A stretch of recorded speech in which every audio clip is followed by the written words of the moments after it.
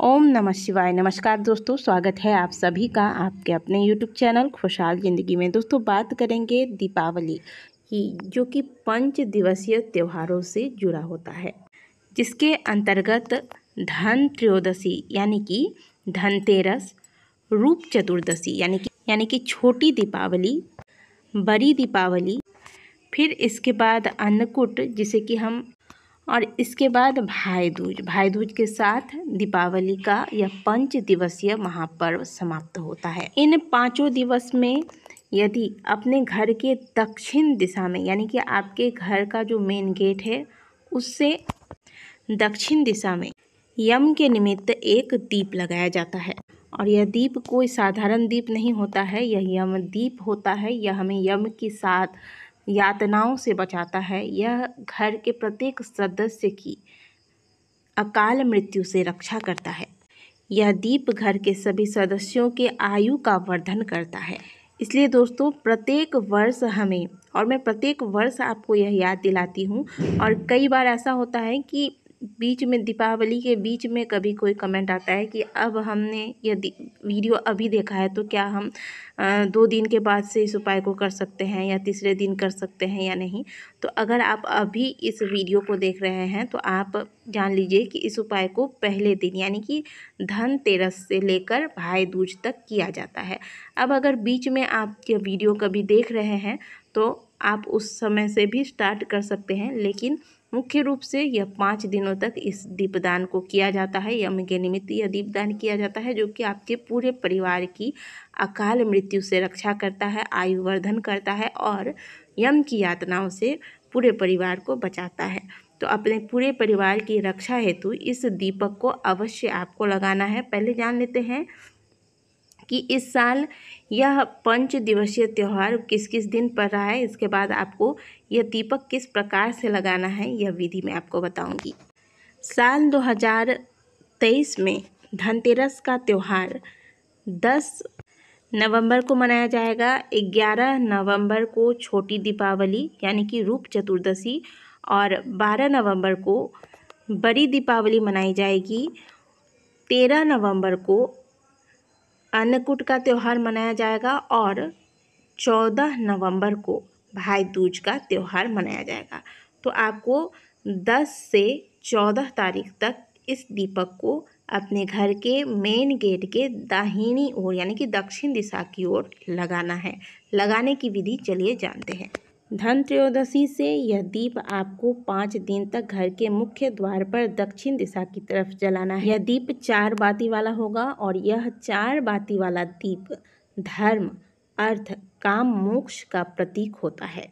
और इस दीपदान से, जैसा कि मैंने आपको पहले बताया, यम यातना और मृत्यु भय दूर रहता है। इस दीपक को शाम के समय संध्या पूजन के बाद यानी कि घर में जब आप दिया बाती वगैरह कर लेते हैं, इसके बाद अन्न की ढेर पर दीप स्थापित करें। 10 नवंबर को धनतेरस का त्यौहार है, तो धनतेरस की पूजा जो भी आपको करनी है, धनतेरस की पूजा वगैरह आप कर लें। पूजा वगैरह करने के बाद आप थोड़ा सा चावल या फिर मुट्ठी भर गेहूँ ले लीजिए।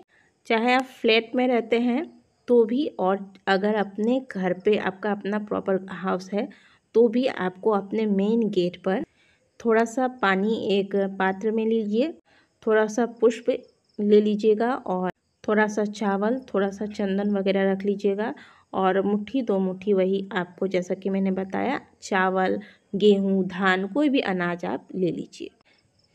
चौमुखी दीपक आपको लेना है और इसमें आपको सरसों का तेल डालना है। रुई की 2 लंबी लंबी बातियाँ आप तैयार कर लें और इसे आप क्रॉस की तरह इस दीपक में डाल दें, तो यह 4 मुखी दीपक आपका तैयार हो गया। ठीक है। अब यह दीपक आप मिट्टी का भी ले सकते हैं या फिर आप आटे का भी बना सकते हैं। आटा थोड़ा टाइट गूंद कर फिर इसका दीपक तैयार करें। अब ये सारी सामग्रियाँ लेकर घर के बाहर जाएं। मेन गेट के बाहर जो दक्षिण दिशा पड़ता है उधर आप थोड़ा सा जो जल लेकर गए हैं छींटा मार दें उस स्थान पर। अब हाँ, ध्यान रखिएगा कि जूते चप्पलों का ढेर वहाँ ना हो, और वैसे भी मेन गेट पर ये सब चीज़ें नहीं रखनी चाहिए। दिवाली के 5 दिवसीय त्यौहार में तो आपको विशेष करके इन बातों का ध्यान रखना है। तो वह स्थान पवित्र हो, थोड़ा सा जल का छींटा मार दें और जो अन्न का ढेर आपको बनाना है, क्या आप भर जो मुट्ठी भर गेहूँ या चावल जो भी ले गए हैं वहाँ पर आपको वह चावल की ढेरी रख देनी है। या फिर आप किसी मिट्टी के ही पात्र में प्लेट सा अगर आपको मिल जाता है तो उसी में आप वो अनाज रख कर और उसके ऊपर दीपक लगाएं तो यह और अच्छा रहेगा। ठीक है, और अनाज के ढेर के ऊपर इस दीपक को स्थापित कर दे। यमदेव का स्मरण करते हुए यह दीपक की चारों बातियां आप प्रज्वलित कर दें। थोड़ा सा पानी का छींटा मार दे। पुष्प जो लेकर आए हैं आप पुष्प चढ़ा दें, अक्षत चढ़ा दें। इसके बाद आप प्रणाम कर ले कि हे यमदेव, आपकी यातना, आपकी कुदृष्टि हम पर, हमारे पूरे परिवार पर ना पड़े। आप सदैव हमसे प्रसन्न रहे। और आप ऐसा भी बोल सकते हैं, अगर आपको याद हो जाए या फिर आप लिख लीजिएगा, सूर्य पुत्र यमराज मृत्यु पास धारी काल, अपनी पत्नी सहित त्रयोदशी में इस दीपदान से, जो मैंने दीपदान किया है, मेरे द्वारा किए गए इस दीपदान से आप प्रसन्न हों। यानी कि हे यमदेव, मैंने जो आपके निमित्त यह दीपदान किया है, यह दीपक जलाया है, इसे आप स्वीकार करें और मेरे पूरे परिवार से प्रसन्न रहें। तो यहाँ ध्यान रखिएगा कि आपने त्रयोदशी तिथि बोला है, अगले दिन फिर आपको यह दीपक लगाना है चतुर्दशी पर, नरक चतुर्दशी पर, तब आप चतुर्दशी तिथि का नाम लीजिएगा। ठीक है, इस प्रकार से आपको तिथि का नाम लेना है। या फिर आप ऐसे भी प्रार्थना कर सकते हैं कि हे यमदेव, मैंने जो आपके निमित्त आज यह दीपदान किया है, आप इससे प्रसन्न होइए, इसे स्वीकार करके मेरे पूरे परिवार पर प्रसन्न होकर अपनी कुदृष्टि से हमें बचाइए। इस प्रकार से प्रार्थना कर लीजिएगा। और इसे आपको धनतेरस पर आरंभ करना है। त्रयोदशी, छोटी दिवाली, बड़ी दिवाली, अन्नकूट और फिर भाई दूज। भाई दूज के दिन आपको अंतिम दीपक लगाना है। प्रतिदिन आपको नया दीपक लेना है और जो अनाज का ढेर आपने रखा है उसे अगले दिन आप पंछियों को डाल दीजिए या फिर किसी पेड़ के नीचे रख दीजिए जहाँ किसी का पैर न लगे। प्रतिदिन नई बाती, प्रतिदिन नया दीपक, प्रतिदिन नया अनाज, यानी कि प्रतिदिन आपको नई चीज़ों से इस उपाय को करना है। जो चीज़ें आपने एक बार प्रयोग कर लिया उसको फिर दोबारा अगले दिन इनका विसर्जन कर दीजिए। फिर अगले दिन नया दीपक, नया अनाज, नई बाती, इस प्रकार से इसका प्रयोग करते हुए आपको अगले दिन दीपक जलाना है। इस प्रकार से आपको 5 दिनों तक लगातार इस 5 दिवसीय त्यौहार को मनाना है। यम के निमित्त दीपदान करना है ताकि आपके पूरे परिवार की रक्षा यमदेव करे।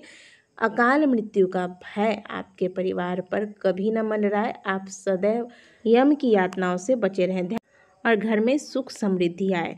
हाँ, एक बात का और हमेशा ध्यान रखिएगा, पहले घर की पूजा कर लीजिएगा, इसके बाद ही आपको यह दीपक लगाना है। तो आशा करते हैं कि दी गई जानकारी का आप सभी ज़्यादा से ज़्यादा लाभ उठाएंगे और इस कार्य को कर अवश्य लीजिएगा। बहुत ही शुभ होता है इन 5 दिनों तक यमदीप दान करने का बहुत महत्व है। वैसे भी कार्तिक का महीना है, दीप दान से बढ़िया दान और कुछ हो नहीं सकता। तो इस कार्य को अवश्य कीजिएगा। वीडियो अच्छी लगी है तो वीडियो को लाइक कीजिएगा। कमेंट बॉक्स में हर हर महादेव अवश्य लिखिएगा।